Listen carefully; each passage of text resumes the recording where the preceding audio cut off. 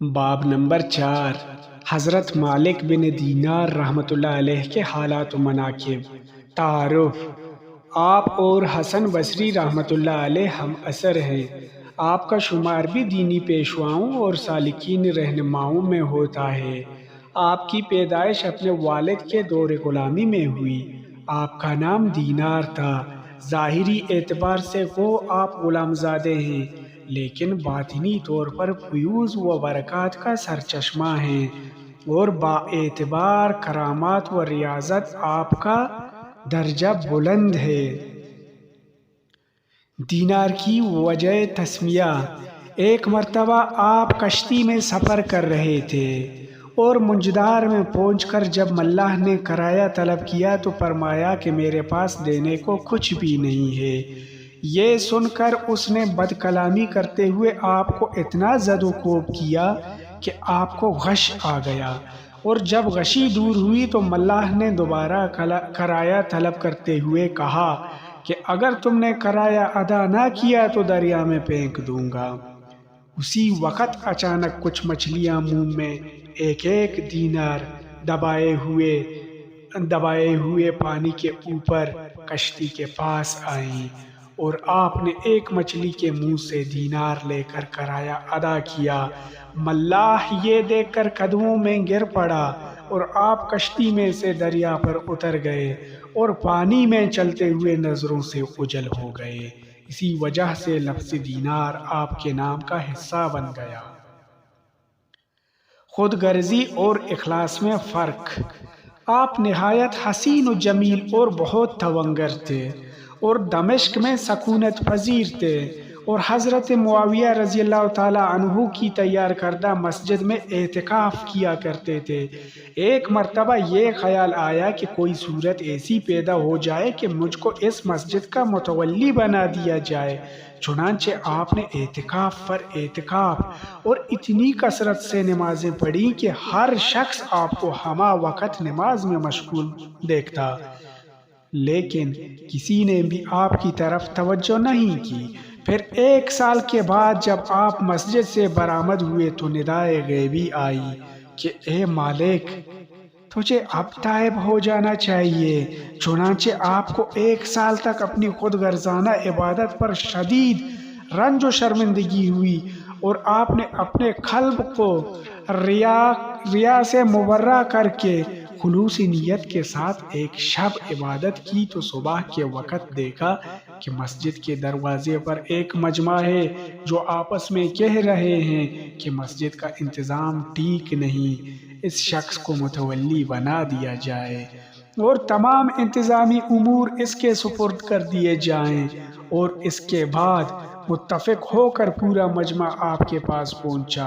اور جب آپ نماز سے فارغ ہو چکے تو عرض کیا کہ ہم باہمی متفقہ فیصلے سے آپ کو مسجد کا متولی بنانا چاہتے ہیں۔ آپ نے عرض کیا کہ اے اللہ، میں 1 سال تک ریاکارانہ عبادت میں مشغول رہا کہ مجھے مسجد کی تولیت حاصل ہو جائے، مگر ایسا نہ ہوا۔ اب جب کہ میں صدق دل سے تیری عبادت میں مشغول ہوا تو تیرے حکم سے تمام لوگ مجھے متولی بنانے آ پہنچے، تو اب تولیت قبول کروں گا اور نہ ہی مسجد سے باہر نکلوں گا۔ یہ کہہ کر پھر عبادت میں مشغول ہو گئے۔ دنیا کی حقیقت: بصرہ میں کوئی امیر آدمی فوت ہو گیا اور اس کی پوری جائیداد اس کی اکلوتی لڑکی کو ملی جو بہت خوبصورت تھی۔ ایک دن اس نے حضرت ثابت بنانی رحمۃ اللہ علیہ کی خدمت میں حاضر ہو کر عرض کیا کہ میں نکاح کرنا چاہتی ہوں، لیکن میری خواہش ہے کہ نکاح مالک بن دینار رحمۃ اللہ علیہ کے ساتھ ہو، تاکہ ذکر الہی اور دنیاوی کاموں میں وہ میری مدد کر سکیں۔ چنانچہ ثابت بنانی رحمۃ اللہ علیہ نے ان کا پیغام مالک بن دینار تک پہنچا دیا، لیکن آپ رحمۃ اللہ علیہ نے فرمایا کہ میں تو دنیا کو طلاق دے چکا ہوں، اور چونکہ عورت کا شمار بھی دنیا ہی میں ہوتا ہے، اس لیے طلاق شدہ عورت سے نکاح جائز نہیں۔ ایک مرتبہ آپ کسی درخت کے سائے میں استراحت فرما رہے تھے اور چشم دید گواہوں نے بتایا کہ ایک سانپ نرگس کی شاخ سے آپ کو پنکھا دے رہا تھا۔ خود شناسی، کسی عورت نے آپ کو ریاکار کے نام سے آواز دی تو آپ نے فرمایا کہ 20 سال سے کسی نے میرا اصلی نام لے کر نہیں پکارا تھا، لیکن شاباش، تو نے اچھی طرح پہچان لیا کہ میں کون ہوں۔ پھر فرمایا کہ جب میں نے مخلوق کو اچھی طرح پہچان لیا تو مجھ کو اس کی قطعاً خواہش نہیں رہی کہ مجھے کوئی نیک یا بد کہے، اس لیے کہ میں نے ہر اچھا یا برا کہنے والے کو مبالغہ کرنے والا پایا، لہٰذا لوگ خواہ مجھے نیک کہیں یا بد، میں روز حشر ان سے کوئی بدلہ نہیں لوں گا۔ اقوال زرین،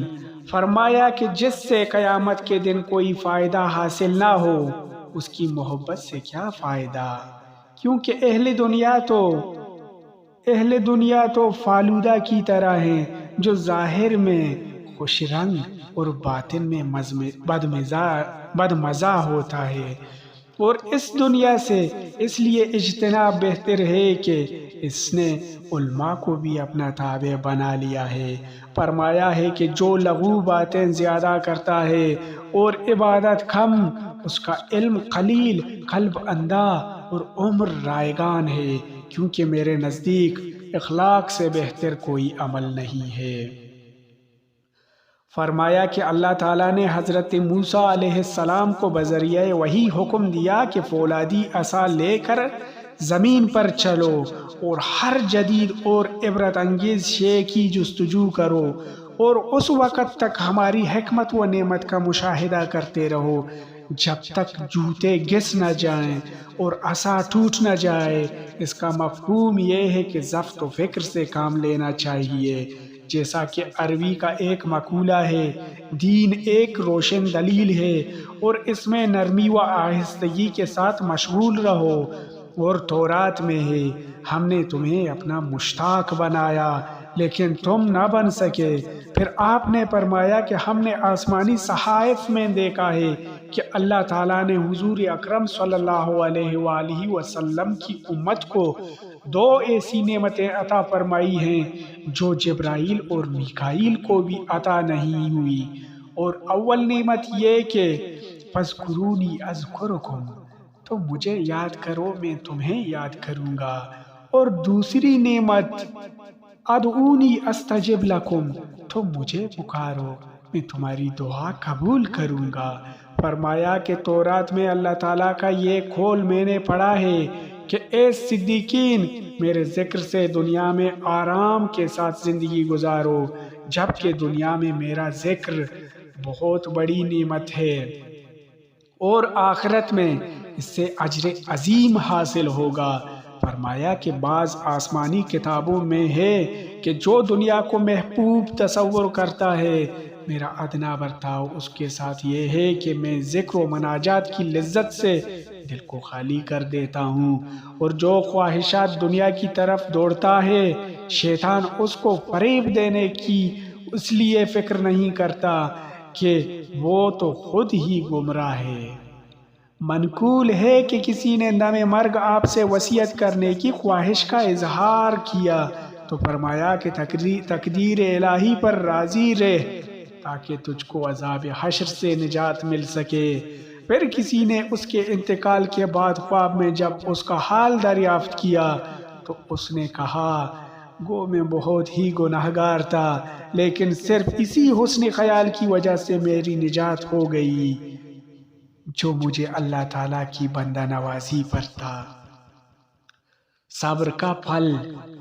کسی بزرگ نے خواب میں دیکھا کہ آپ کو اور حضرت محمد واسع رحمۃ اللہ علیہ کو بہشت کی جانب لے جایا جا رہا ہے۔ اس بزرگ کے دل میں خیال آیا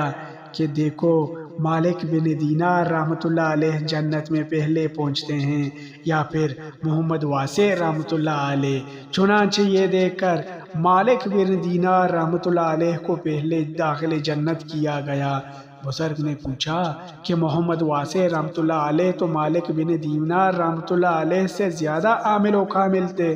ملائکہ نے جواب دیا کہ یہ تم صحیح کہتے ہو، لیکن محمد واسع رحمۃ اللہ علیہ کے پاس پہننے کے لیے 2 لباس تھے اور مالک رحمۃ اللہ علیہ کے پاس صرف ایک، لہذا صبر و ضبط کی نسبت مالک رحمۃ اللہ علیہ کی طرف زیادہ ہے، اس لیے پہلے انہیں جنت میں بھیجا گیا۔